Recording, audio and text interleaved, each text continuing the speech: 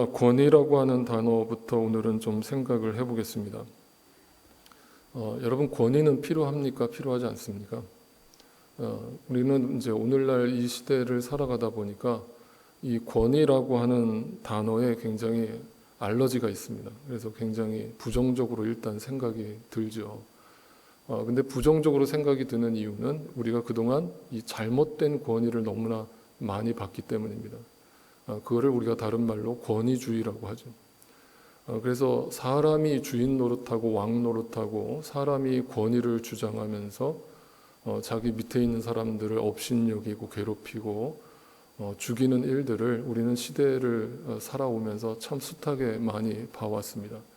그래서 사람이 멀쩡하다가도 이 권력만 잡으면, 이 권위만 생기면 사람이 돌변하고 사람이 갑자기 온순한 사람이 아니라 무서운 폭군으로 변화되는 모습을 우리는 역사를 통해서 여러 번 지켜봤습니다.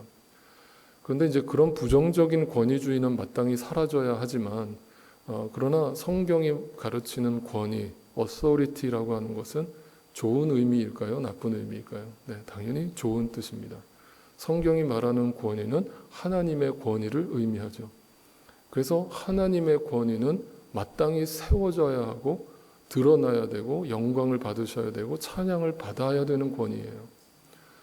그런데 오늘날 이 시대가 우리가 흔히 이제 이 시대를 무슨 시대라고 우리가 흔히 부릅니까? 여러분 이렇게 언론 매체나 이런 데서 흔히 많이 들어보셨을 거예요. 이 시대를 무슨 시대라고 부릅니까?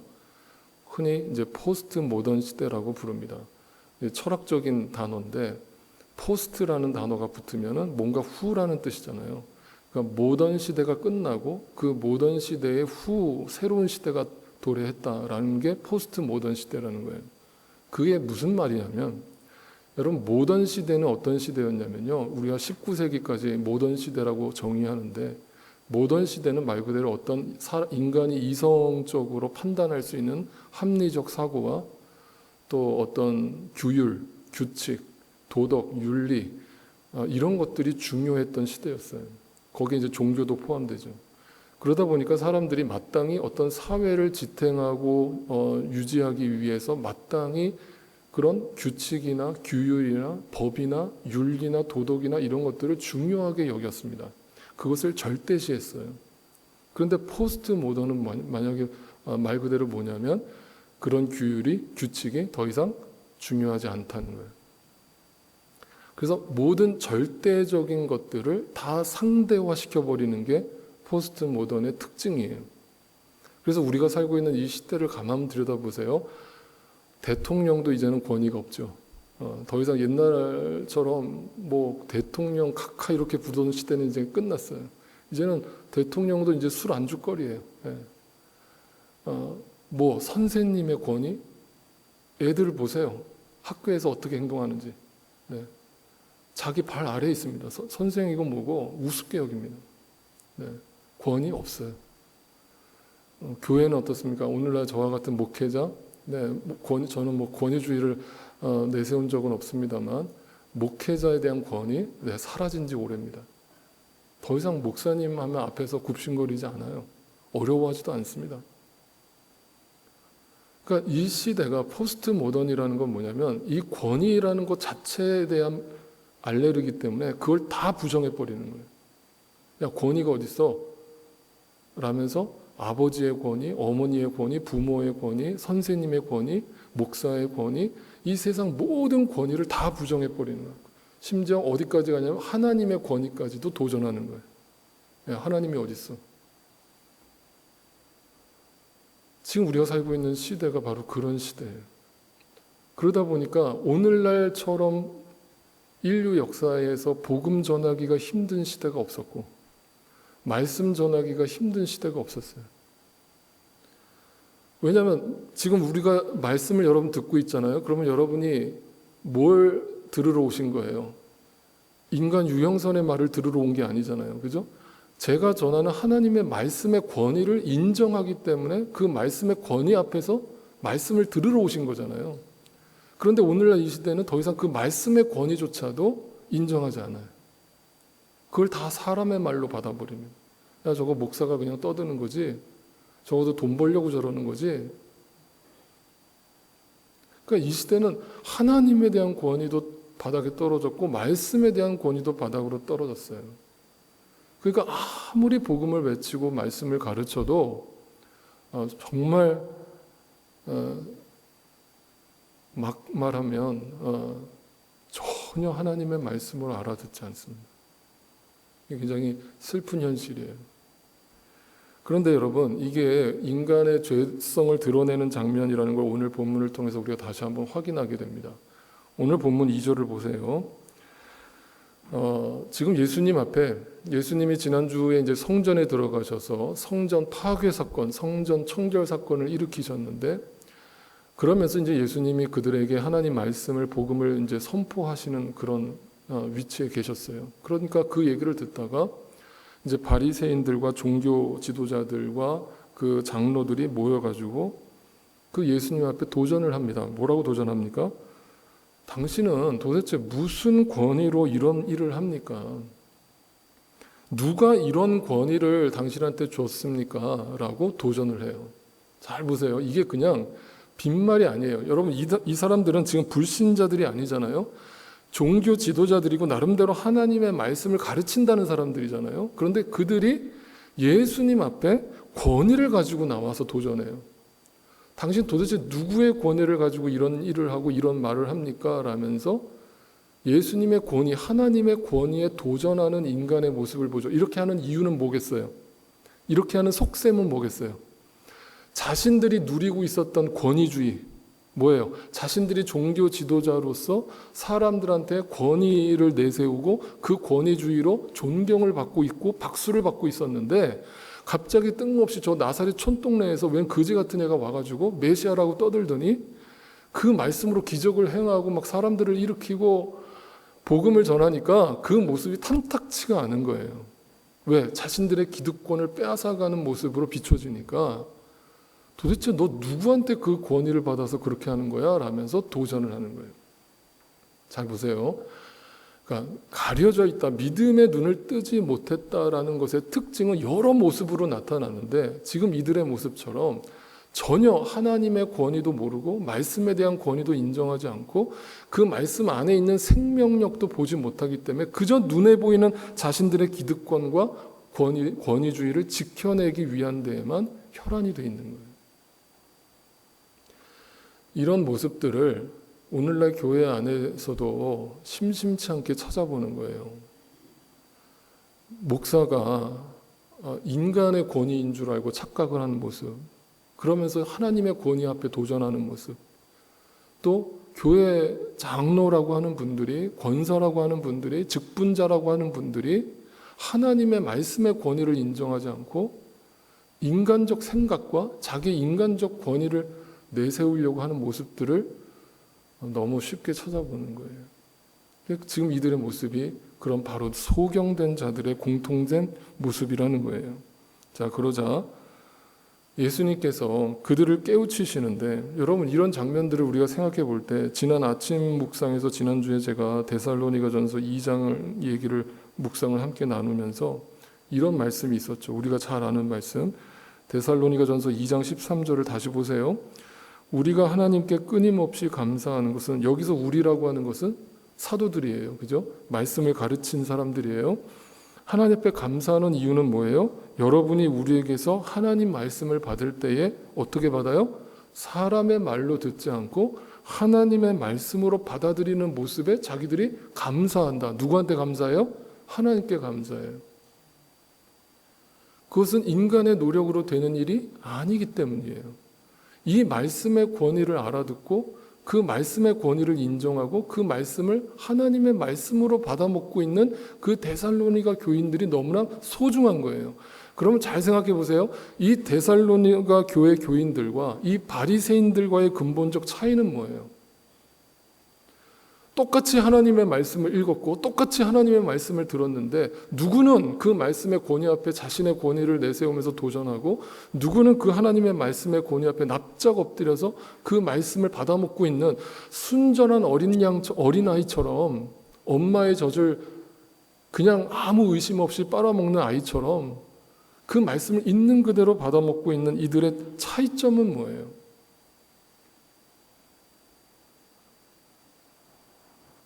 믿음이죠.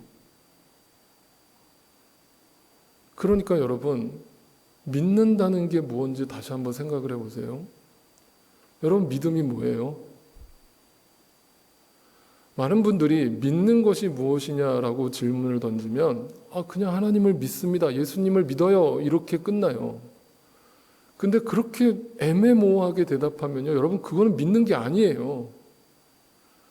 여러분, 믿음은요, 절대 추상적일 수가 없어요. 믿음은 아주 현실적이고 구체적이에요. 왜냐하면 믿음이라는 것의 시작은 내가 하나님을 아는 것으로부터 시작하잖아요. 그죠?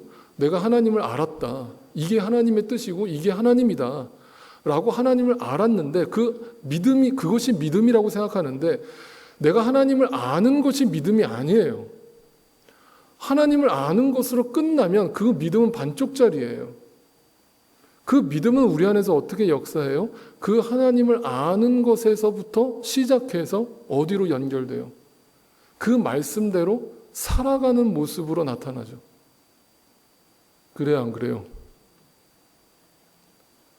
그런데 오늘날 우리가 믿는다라고 하는 것은 하나님의 말씀의 권위를 인정한다고 하지만 아니요, 제가 볼 때는 인정하지 않아요.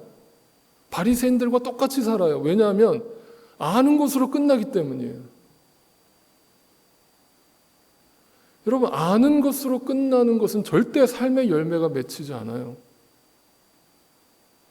그래서 믿음은 반드시 그 알므로 시작한 믿음이 내 삶에서 내 몸으로 내 삶으로 실천되는 것으로 나타나는 거예요. 그래서 믿음은 절대 추상적일 수가 없고 아주 구체적이고 리얼한 거예요. 내 삶에서 내가 피부로 느끼고 경험하는 거예요. 말씀대로 살았더니 이런 역사가 나타나는구나. 이런 열매가 나타나는구나. 이걸 경험하면서 살아가는 사람들을 크리스찬이라고 하는 거예요. 그럼 이 데살로니가 교인들과 바리새인들의 근본적 차이는 뭐예요? 그들은 하나님이 허락하신 그 믿음을 통해서 자신의 삶으로 그걸 연결했고 삶 속에서 그 말씀을 실천하면서 살아갔기에 그 말씀이 살아 운동력이 있었던 거예요. 죽은 말씀이 아니에요. 인간의 말이 아니에요. 윤리 도덕이 아닙니다. 나의 근본을 바꿔내는 능력이에요. 그게 하나님의 말씀의 역사거든요. 그러니까 제가 늘 몇 번 말씀드렸잖아요. 이렇게 주일 예배 때 여러분 나오셔서 주일 말씀 듣고 나가시면서 목사님 오늘 말씀 은혜 받았습니다. 그 말씀 하지 말라는 게 아니라 또 이런 얘기 했다고 또 한마디 그런 말도 안 하시대요. 이제는 우리 교회는. 좋아요. 뭐가 됐든 그거 뭐 그냥 인사치레 같은 거 원하지 않아요. 여러분, 은혜 받았다는 게 뭐예요? 말씀을 통해 은혜 받은 게 뭐예요? 내가 그냥 마음이 터치된 거예요? 감동받은 거예요? 잠깐 울컥한 거예요? 그게 은혜 받은 거예요? 아니에요. 하나님의 말씀이 여러분 심령 가운데 떨어지면 그걸 여러분이 아멘으로 받았으면 여러분 삶에 여러분 안에 계신 성령님께서 그 말씀을 가지고 결단하게 하신단 말이에요. 내 삶의 어떤 모난 부분을 바꿔놓으신단 말이에요. 그래서 이 예배당을 떠날 때 여러분의 삶의 자리로 돌아갈 때 결단을 가지고 나아가는 거거든요. 그게 은혜를 받은 거거든요. 그게 믿음이 말씀이 내 안에서 살아 역사하시는 거거든요. 그러면 이 예배 자리에 나와 있는 여러분, 우리가 하나님의 말씀을 받을 때 말씀을 듣기 전에 내 마음 상태는 지금 누군가가 미워 죽겠는 거예요. 그게 내 남편이 될 수도 있고 내 아내가 될 수도 있고 내 이웃이 될 수도 있어요. 막 미워 죽겠는 거예요. 그 사람 얼굴 꼴도 보기 싫은 거예요. 막 여기까지 막 분이 차 있어요. 그 기도만 하면 그냥 울컥할 것 같아. 찬양만 부르면 울컥할 것 같아. 그 상태로 예배 자리에 나왔단 말이에요. 그런데 생명의 하나님 말씀이 우리에게 떨어져요. 그걸 인간의 말로 듣지 않고 하나님의 말씀으로 받아 먹어요. 그럴 때 하나님의 말씀이 내 마음을 찌른단 말이에요. 야, 정신 차려. 너 계속 그렇게 살 거야? 계속 그 마음으로 원수 지고 살 거야? 그 사람을 내가 너한테 왜 보냈니? 용서를 배우라고, 사랑을 배우라고, 죽으라고.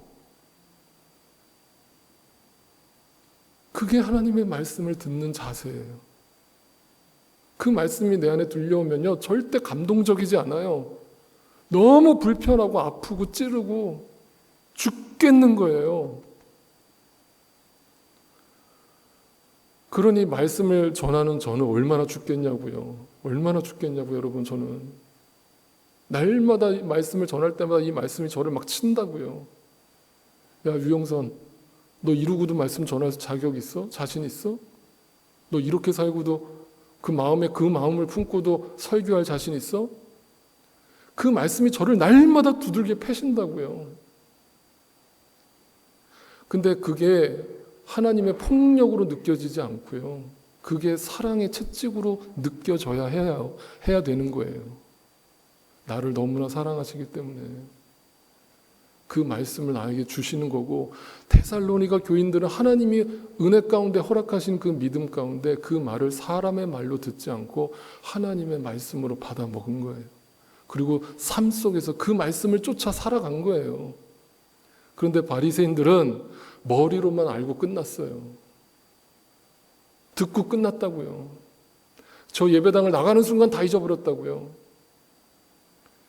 그러니 10년을 교회를 다녀도 20년을 교회를 다녀도 어떤 변화도 일어나지 않고, 내 입술도 달라지지 않고, 내 생각도 달라지지 않고, 그것이 어떻게 크리스찬이겠어요? 그것이 어떻게 하나님의 성전된 자의 삶이겠어요?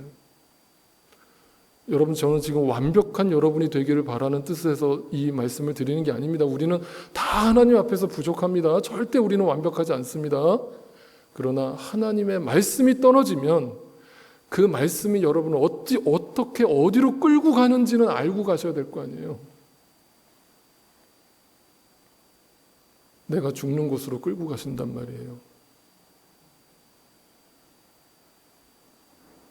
그리고 말씀을 전하는 사도 바울도 어떤 자세로 복음을 전했다고 그랬어요? 데살로니가전서 2장 4절에서 사도 바울이 이렇게 밝히죠. 하나님께 검정을 받아서 맡은 그대로 복음을 전했대요. 그 말씀의 권위를 인정하는 말씀을 맡은 자는 거기다 인간적 생각을 섞을 게 있어요, 없어요? 없어요. 그 말씀 자체의 권위를 인정하기 때문에 말씀을 있는 그대로 가감없이 전달하려고 몸부림을 치는 거예요. 그게 설교고, 그게 하나님의 말씀을 강해하는 것이고 말씀을 전달하는 자의 기본 자세인 거예요. 그러니까 이 데살로니가 교회가 얼마나 행복해요. 얼마나 아름다워요.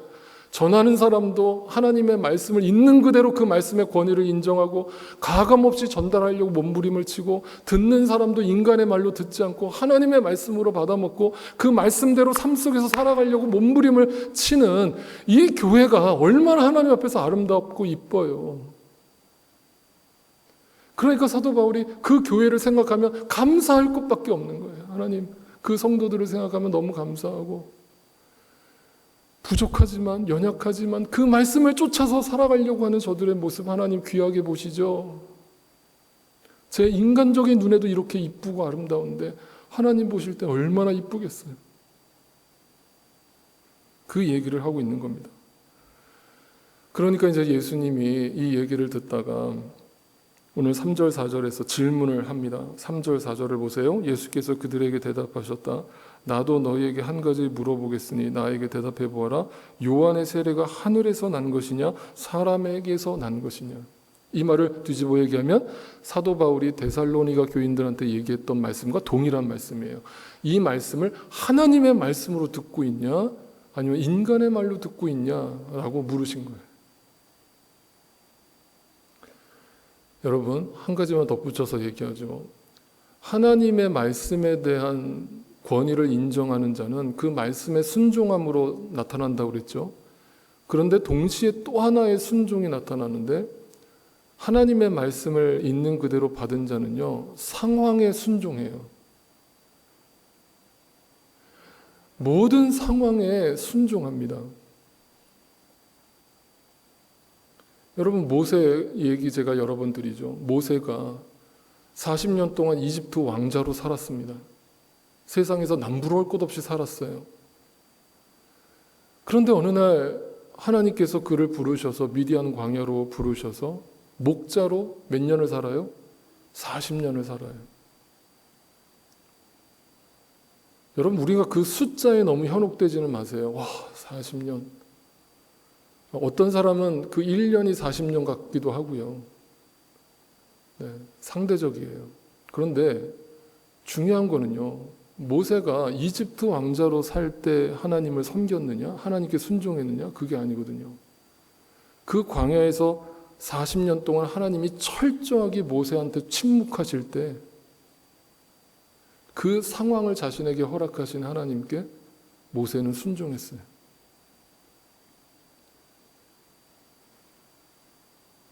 여러분, 아브라함도 생각해 보세요. 70세에 하나님이 75세에 부르셔가지고 100세에 이삭을 줄 때까지 25년 동안 인간적으로 얼마나 좌충우돌합니까? 막 자기 와이프를 누이라고 속였다가 또 자기 몸종을 취해가지고 이게 하나님의 뜻인가 보다 해가지고 인간적인 방법 다 동원해서 자식도 낳아봤다가 별짓을 다 하잖아요. 그 좌충우돌 속에서 결과적으로 아브라함을 거기까지 100세까지 가게 하신 분은 누구예요? 하나님께서 그 상황을 허락하셨음을 아브라함에게 믿음을 허락하셨기 때문이죠. 그래서 아브라함은 기다릴 수밖에 없었던 거예요. 사도 바울도 마찬가지죠. 다메섹 도상에서 예수님께서 극적으로 사도 바울을 부르셨는데 우리가 하나님이라면 그렇게 바울을 극적으로 부르셨으면 좀 급하게 쓰셔야 될 거예요. 쓰셔야 될 거 아니에요.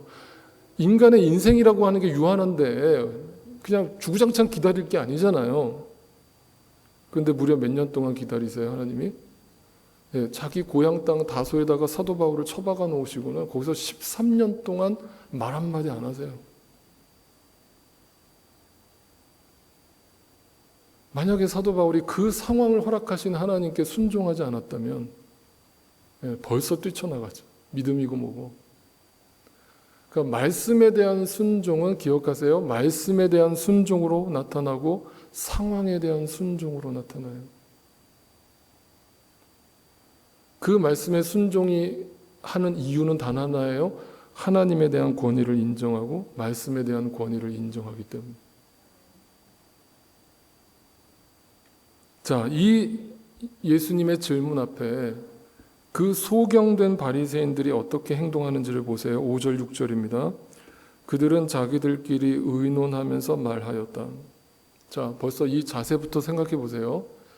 하나님의 말씀이 떨어지는데, 예수님의 말씀이 떨어지는데 말씀을 가지고 상고하는 게 아니라, 말씀을 가지고 묵상하는 게 아니라 자기들끼리 의논해요.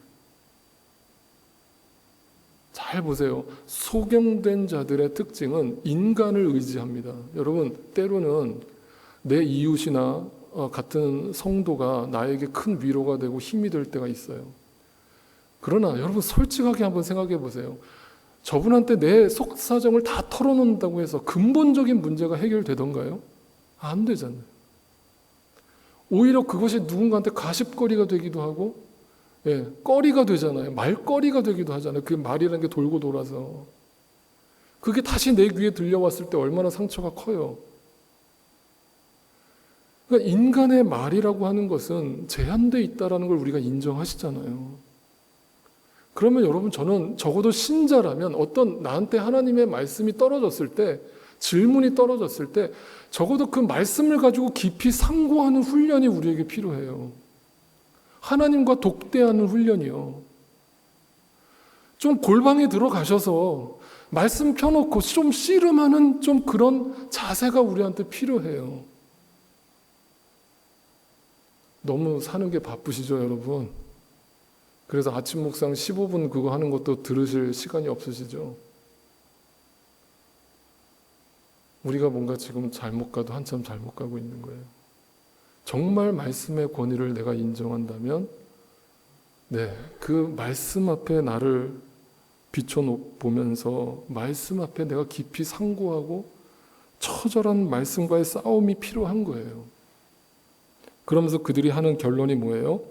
하늘에서 났다라고 대답하면 어찌하여 그를 믿지 않았느냐라고 꾸지람 들을까봐 겁나요.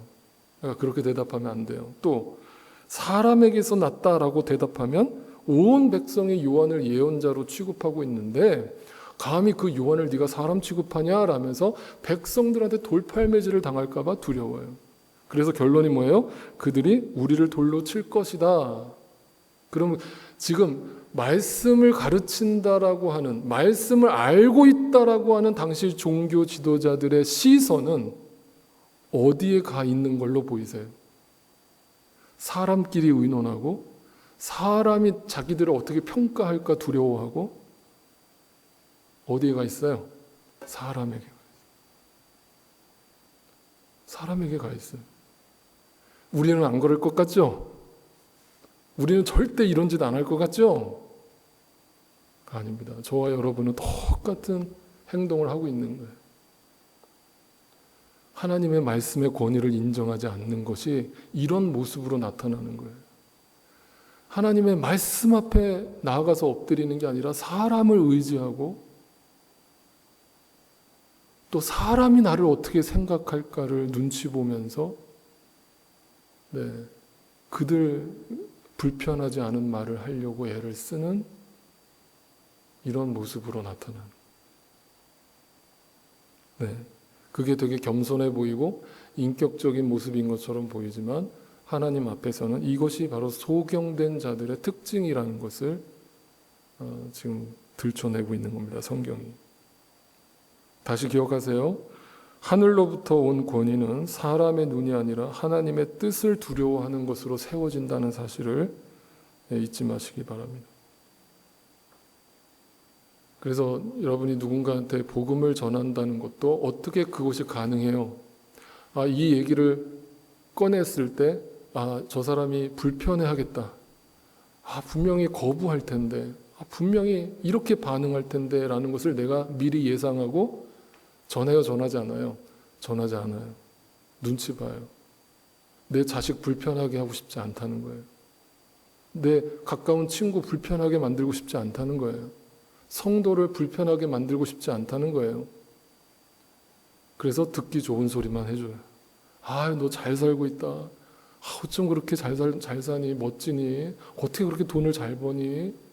어떻게 그렇게 건강하니? 어떻게 그렇게 이쁘니? 라면서 가짜 칭찬만 해주고 있는 거예요. 그 영혼이 병들어가고 죽어 있는지는 모르고 사람 눈치를 보고 있는 거예요. 저는 오늘날 기독교가 이렇게 병약해진 것에는 그것에 일조한 것은 바로 그 말씀의 권위를 인정하지 않은 목회자와 성도들의 문제라고 저는 생각하거든요. 하나님의 말씀이 역사하도록 자기는 도구에 지나지 않는다는 사실을 망각한 오늘날 성도들이 하나님 말씀을 가르치고 전하는 것에 있어서 주저주저하고 눈치 보면서 스스로 하나님의 말씀의 권위를 땅바닥에 내팽겨 쳐버린 거예요. 그 모습은 여러분이 절대 신자의 모습이라고 볼 수 없는 그 모습이 지금 우리 안에서 발견되고 있는 겁니다. 이것을 성경이 거울 삼아서 우리를 비춰주고 있는 거예요. 이 바리새인들의 모습이 바로 너희의 모습이다 라면서 비춰주고 있는 겁니다. 자, 그들이 뭐라고 대답할까요? 눈치를 봤습니다. 자기가 예수님 앞에 서 있는데, 영원한 말씀 앞에 서 있는데, 그 말씀 앞에서 사람끼리 의논하고 사람 눈치 보면서 대답한 대답이 뭡니까? 7절이에요. 그래서 그들은 요한의 세례가 어디에서 났는지를 모른다고 대답합니다. 침묵합니다. 입을 닫아버려요. 한마디 말을 안 해요. 기억하세요. 내가 침묵하면 하나님도 침묵하십니다. 내가 누군가에게 전해야 할 기회를 하나님께서 주셨는데 그 기회를 내가 침묵해버리면 하나님께서도 역사하지 않으세요. 그겁니다. 그래서 8절입니다. 예수님이 이렇게 대답합니다. 예수께서 그들에게 말씀하셨다. 나도 무슨 권한으로 이런 일을 하는지를 너희에게 말하지 않겠다. 예수님의 침묵입니다. 무섭죠? 저는 이 침묵이 심판이라고 생각하거든요. 어느 순간부터 하나님의 말씀이 내게 들려오지 않고 하나님의 말씀이 내 폐부를 찌르지 않는다라고 여러분 스스로 생각하신다면 말씀에 문제가 있는 게 아니라 내가 그 하나님 말씀 앞에 침묵하고 있기 때문에 하나님 말씀도 내 안에서 더 이상 역사하지 않는 거예요.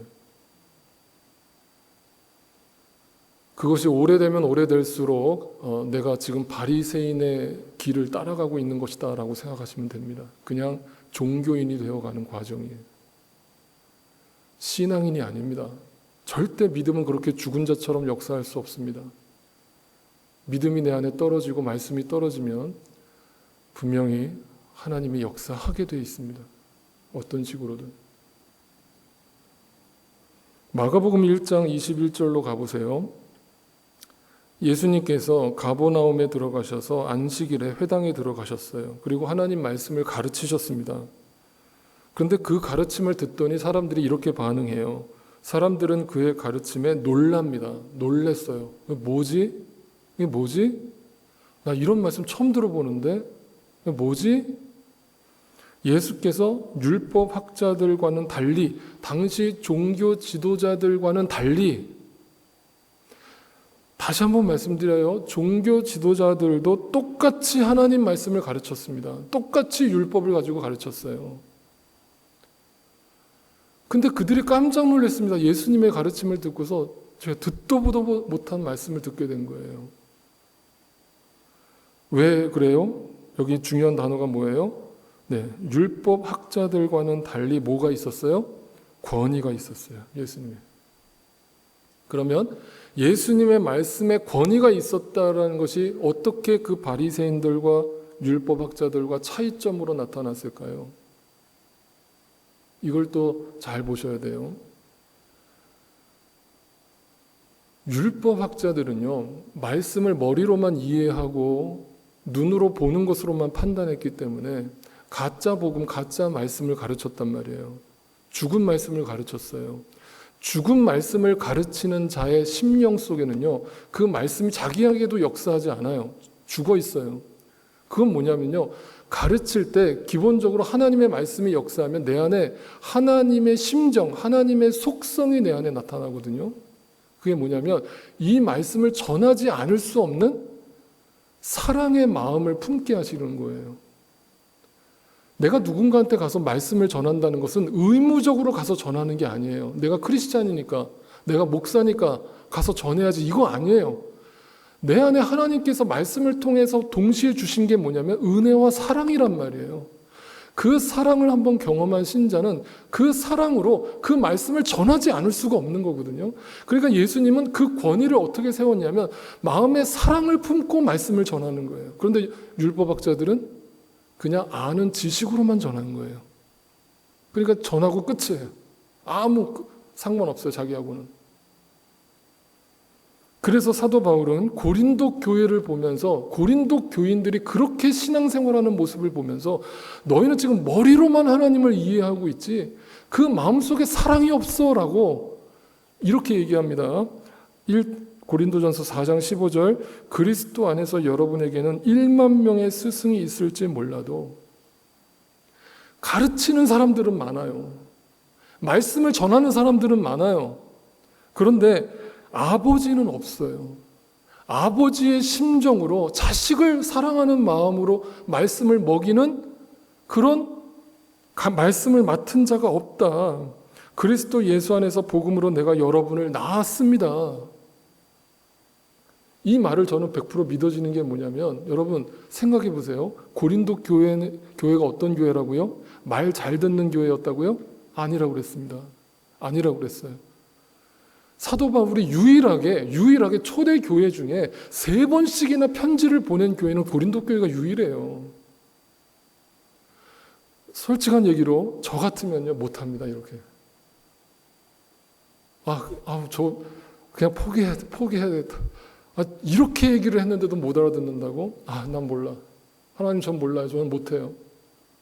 근데 바울은요, 끝까지 전합니다. 끝까지 들을 때까지 전합니다. 왜요? 아버지이기 때문에 그래요. 아버지의 심정으로 전하기 때문이에요. 그러니까 고린도전서 13장은 결론이 뭐예요? 사랑장이 나오잖아요. 그 사랑장에서 뭐라고 얘기해요? 내가 사람의 모든 말과 천사의 말을 할지라도, 아무리 그 하나님의 말씀에 권위가 있고 그 말씀 자체가 능력이 있지만 그 말씀을 전하는 자의 마음속에 사랑이 없다면 그것은 울리는 꽹과리다. 소리만 요란한 거예요. 오늘날 교회가 저를 포함해서 울리는 꽹과리가 된 거예요. 아무런 말씀의 능력의 역사가 나타나지 않는 이유는, 권위가 나타나지 않는 이유는 그냥 이벤트성인 거예요. 말씀 전하는 것도. 교회가 자꾸 행사를 거기다가 목적을 두기 시작하는 순간부터 교회는 자꾸 산으로 가는 거예요. 여러분, 신앙생활 지금까지 오래 해오시면서 저도 그렇지만 여러분도 수많은 교회 안에서 이벤트 해보셨죠? 저 정말 지겹게 해봤거든요. 근데 그 이벤트를 통해서 한 영혼이 거듭나고 변화되고 주님의 신자가 되는 모습을 여러분 보셨나요? 보셨나요? 보기는요, 저는 오히려 그걸 행사를 준비한 성도들이 시험 들어서 나가 떨어지는 것만 열심히 봤네요. 도대체 누구를 위한 행사인지. 그게 신앙생활일까요? 그게 하나님의 말씀의 권위를 인정하는 교회의 모습일까요? 아니에요. 여러분 진지하게 오늘 이 말씀을 다시 한번 대해보세요. 우리 안에 사랑이 없으면요, 아무것도 아니에요. 그거는 그냥 아는 것으로 끝나는 거예요. 여러분이 놀라운 하나님의 말씀을 깨달았다 하더라도 그 속에 그 영혼을 대하는 아버지의 심정이 여러분 안에 있지 않다면 침묵하세요. 차라리 침묵하세요. 지금은 여러분 말씀을 전할 때가 아니에요. 여러분 하나님이 주신 사랑으로 먼저 나를 충만하게 만들어 주시기를 간구하세요. 내 안에 사랑이 메말랐는데 무슨 말씀을 전합니까? 무슨 말씀을 가르칩니까?